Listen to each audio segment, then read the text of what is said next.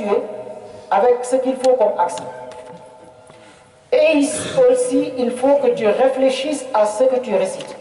Même si tu ne connais pas le sens, en disant Bismillahirrahmanirrahim ou Alhamdulillahi Rabbil Alamin, que ton esprit, que tu te concentres, c'est ça la concentration.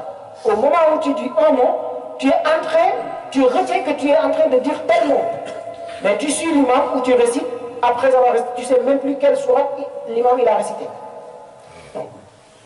C'est ça la concentration aussi. Comme disait Sayyidina Ibn Abbas, Laysa laka min salatika illa ma aqilta minha. Tu peux faire la prière, tu finis. Peut-être tu as 10% de récompense. Parce que la récompense suit la concentration. Tu peux faire la prière, tu finis, tu as la moitié. Tu as le 10e. Peut-être tu as, Fariyaz Billah, 1%. Tout ça, c'est parce que tu t'es pas concentré. Et la concentration, c'est à des degrés différents. Mais l'un des moyens les plus rapides pour avoir cette concentration, c'est qu'au moment où tu fais le geste, ou que tu dises le mot, que tu es en train, que ton esprit est dedans. C'est ça la concentration. Et c'est là aussi que Shaitan il intervient pour te voler cette concentration-là. Donc quand tu fais la prière, tu lis le Coran, tu mets les accents, tu mets la ponctuation, tu tires ce qu'il faut tirer, mais en même temps aussi tu réfléchis à ce que tu dis. Si tu as un niveau en arabe limité comme moi, au moins tu es en train de dire voilà, tu es en train de réfléchir, que tu mets dans ta tête que tu es en train de dire voilà, c'est ça qui permet que tu t'agrippes à cette prière-là. Et si tu connais aussi le sens, réfléchis au sens aussi de ce que tu es en train de dire. C'est pourquoi c'est bien aussi de faire toujours des efforts pour comprendre ce qu'on dit et ce qu'on fait dans la prière. Que tu fais la prière aussi, comme le disait Sayyidina Al-Akhdar la dernière fois, comme on a lu, La tatruki shaitan yal'abu bika. C'est-à-dire, comme le disait le prophète sallallahu alayhi wa sallam, quand tu fais la prière, Shaitan, des fois, il te vient, rappelle-toi de ça, même peut-être quelque chose que tu avais perdu, ou une solution qui n'était pas, qui était difficile à toi, peut-être ça va te venir dans la prière. Mais c'est des pièges de Shaitan, pour juste te voler ta concentration.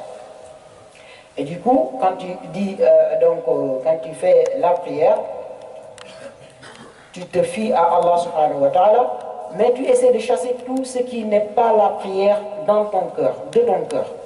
Parce que Diddani la yajtami'an. Et comme le dit dans le Coran, Allah subhanahu wa ta'ala, Ma ja'ala Allahu li rajulin min qalbayni fi jawfihi.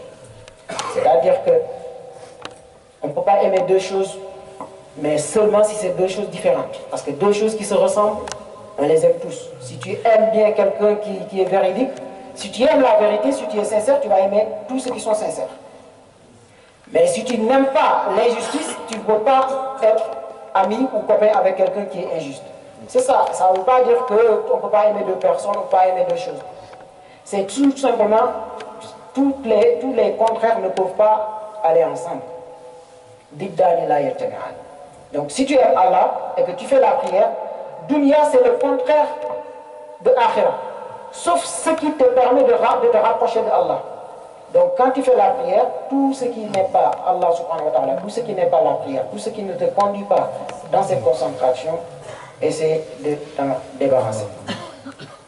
Donc, le prophète sallallahu alayhi wa sallam, il ne cessait d'éduquer ses compagnons. Mais surtout, il savait que la prière, c'est, comme nous le savons tous, c'est l'adoration, l'acte d'adoration le plus important. Parce que quand tu réussis cet acte-là, tu es immunisé. Immunisé selon la nature humaine. Ça ne veut pas dire que tu fais plus de péché. Mais les péchés que tu vas faire, Dieu va te les pardonner parce que tu vas savoir que ce péché-là, tu vas reconnaître ta faiblesse et tu vas revenir repentant vers Allah subhanahu wa ta'ala. Et celui qui se répand d'un péché, c'est comme s'il n'a jamais commis de péché. Et Shaitan, il le sait, c'est pourquoi il essaiera toujours, jusqu'à la fin des temps, de nous induire en erreur dans la prière. Parce qu'il sait que ceux qui font des efforts pour rester droit et pour faire la prière convenablement, il ne pourra rien contre eux. Parce qu'ils vont déjà être fortifiés contre al-hawa, contre les passions. Et il n'y a pas mieux que d'avoir un cœur qui est libéré des passions. Il n'y a pas mieux. Parce que la passion, c'est un autre moyen de faire shirk. On a déjà fait un petit rappel là-dessus ici. Parce qu'il y a des gens qui prennent leur passion, qui adorent leur passion. Parce qu'il n'y a pas plus grave que suivre quelque chose qui t'interdit d'adorer celui qui t'a créé. Et si tu fais bien la prière, si tu respectes la prière, si tu mets la préparation qu'il faut, tu vas être fortifié contre cette passion-là, parce que tout simplement, ton cœur va être empli de lumière. Et la lumière, c'est ce qui va te permettre de rester aussi longtemps qu'il faudra à faire la prière, de respecter les rukus, de respecter les sujud comme il se doit. Nous allons juste terminer donc, ce petit rappel.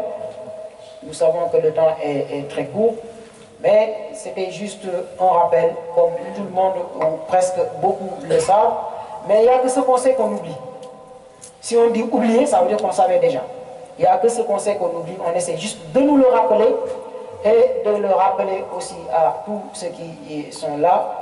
Vous le savez mieux que nous, mais nous demandons juste qu'Allah nous permette de nous rappeler de ça et de ne pas laisser Shaitan se mettre devant nous et Allah subhanahu wa ta'ala. Wallahu wala hawla wala quwwata illa billah wallahu ala kulli shay'in qadir. ربنا اغفر لنا ولوالدينا وللمؤمنين والمؤمنات والمسلمين والمسلمات الاحياء منهم والاموات ولا تترك الشيطان علينا ولا تسلط الشيطان علينا يا ارحم الراحمين قريب مجيب الدعوات. اللهم مغفرتك اوسع من ذنوبنا ورحمتك ارجع عندنا من اعمالنا تقبل منا واجعلنا من الخاشعين في صلواتك الى يوم الدين. انت ولي ذلك والقادر عليه وانت على كل شيء قدير. سبحان ربك رب العزة عما يصفون وسلام على المرسلين والحمد لله رب العالمين.